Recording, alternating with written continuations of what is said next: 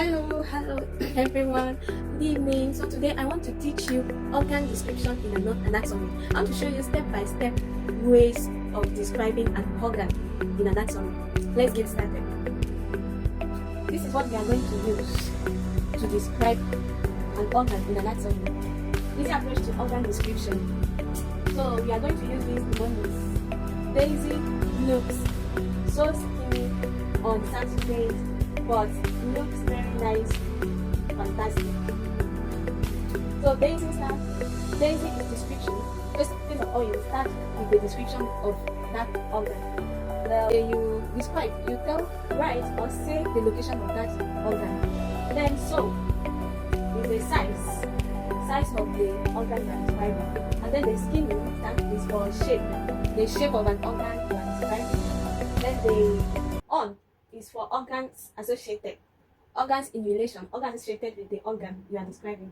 Then Saturdays is for structure, the structure of an organ you are describing. Then the but for blood supply, looks for limbs drainage, very for venous drainage, and this nice for nerve supply. Then fantastic for functions. So if you use this will help you to know how to describe an organ in anatomy. So you have to start with the description with the location, size, shape, organs associated, structure, blood supply, lymph drainage, venous drainage, and nerve supply and the functions. So let's describe the heart. For example, let's use this format to describe the heart. We'll start with the description. You know that the Daisy is the description. So this is how you start. You describe the heart as the heart is a hollow muscular organ that serves as the central pump of the circulatory system. Like I'm just using this to show you the brief description of the heart using that format. So if you have more, you can add. But for today, for the sake of this lesson, I'm using this brief description of the heart. So the heart is a hollow muscular organ that serves as the central pump of the circulatory system. Then you move to the L looks, which is the location. You describe the location like it lies in the thoracic cavity within the mediastinum, between the lungs, behind the sternum, and above the diaphragm. You are through with your location. Then you move to the size of the heart.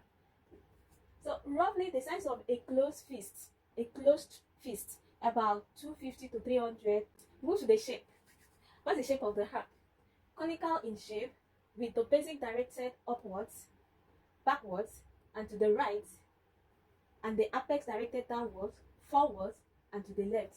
At the fifth left intercostal space. That's the shape. Under the shape, the main thing here is that the heart is conical in shape. So that's the shape of the heart. Then you move to organs associated.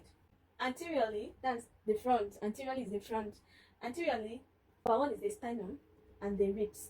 Then posteriorly, esophagus, descending aorta, thoracic vertebrae.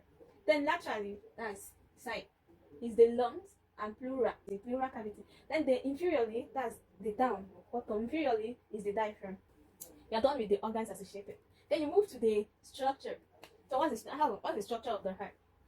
You start by saying that the heart has 4 chambers. What are the chambers of the heart? The right atrium, right ventricle, left ventricle, and left atrium and left ventricle. Then the valves. We talk about the valves of the heart. The valves are the tricuspid valve, pulmonary valve, mitral or bicuspid valve, then the aortic valve. Those are the valves of the heart. Then you move to the layers of the heart. We have the endocardium, which is the inner layer of the heart. The myocardium, that's the muscle layer of the heart, and the pericardium, which is the outer sac, the outer layer of the heart. Then you move to the blood supply. So the heart is supplied by the right and left coronary arteries, branches of the ascending aorta. Right and left coronary arteries, branches of the ascending aorta. You are done with the blood supply. Then the venous drainage, it is by the coronary sinus and cardiac veins into the right atrium. Then the limbs drainage. So limbs drainage is that it drains mainly into the tracheobronchial. That is the mediastinal lymph node. So venous drainage by coronary sinus and cardiac veins into the right atrium. Then the lymph drainage drains mainly into the tracheobronchial, that's the mediastinal lymph node. Then you move to the nerve supply. Nerve supply is autonomic nervous system. Then sympathetic nerves, which increase heart rate and force the heart to pump. Then the parasympathetic, which is the vagus nerve, this decreases heart rate, the rate by which the heart is pumping. That's the parasympathetic nerves. So the last thing here is the functions. So what are the functions of the heart? Number one, it pumps blood through pulmonary and systemic circulation. Then 2, maintains oxygen and nutrient supply to tissues. 3, removes carbon dioxide and waste products from the body. 3, maintains blood pressure and circulation rhythm. So these are the functions of the heart. So you are done describing the heart with this format. This format is very easy to remember. Daisy looks so skinny on Saturdays, but looks very nice, fantastic. Description, location, size, shape, organs associated, structure, blood supply, lymph drainage, venous drainage, nerve supply, and functions. So this is where we are going to end our lessons for tonight. So thank you and have a blessed night. Bye. See you next time.